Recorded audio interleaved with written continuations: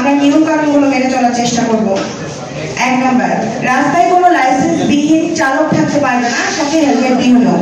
কারো লাইসেন্স না থাকলে ট্রাফিক আইনের আওতায় পরিপূর্ণ ব্যবস্থা নিতে হবে। আমরা শিক্ষার্থীরা যখন লাইসেন্সবিহীন চালকদের ধরেছি, তারা আমাদের অথরিটি নিয়ে প্রশ্ন তুলেছে। এ ব্যাপারে সরকার এবং ট্রাফিক বিভাগকে স্পষ্ট ব্যবস্থা নিতে হবে। 2, রাস্তায় কোনো ফিটনেসবিহীন গাড়ি চলতে পারবে না। প্রাইভেট কারের ক্ষেত্রে গাড়ির মালিক এবং অন্যান্য পরিবহনের ক্ষেত্রে মালিক পক্ষকে দোষী সাব্যস্ত করে ব্যবস্থা নিতে হবে।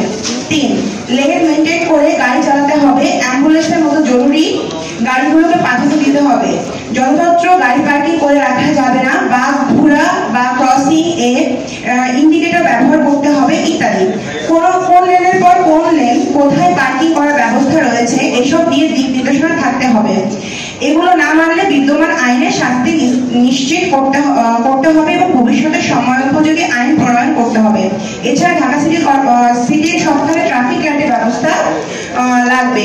4, কোন রোডে কোন যানবাহন চলবে এবং তাদের স্পিড লিমিট কত থাকবে সেটাও লিখে দিতে হবে।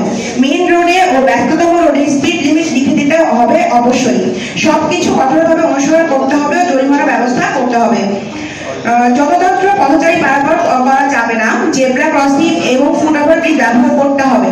রাস্তা পার হওয়ার সময় মোবাইল ফোনে কথা বলা যাবে না। কেউ এসব আইন অমান্য করলে পারাপার হলে জরিমানা ব্যবস্থা করা হবে। বাস থামার নির্দিষ্ট স্থান করে দিতে হবে। যেগুলো যাত্রী ছাউনি করা আছে সেগুলো ব্যতীত অন্য কোথাও বাস দাঁড়াতে পারবে না এবং যাত্রী উঠাতে পারবে না। অহেতুক হর্ন বাজানো, শব্দ দূষণ করা যাবে না। বিভিন্ন যানবাহনের হর্নের শব্দ নিয়ে ডেসিবেল লিমিট ঠিক করে দিতে হবে। এবং সর্বশেষ পয়েন্ট, যেটা আমরা পয়েন্ট আউট করছি, ফুটপাত থেকে সকল প্রকার অবৈধ স্থাপনা, দোকানপাট সরিয়ে ফেলে পথচারীদের চলাচলের পথ সুগম করে দিতে হবে। এরপর আমি আহ্বান জানাবো আমার সহপাঠী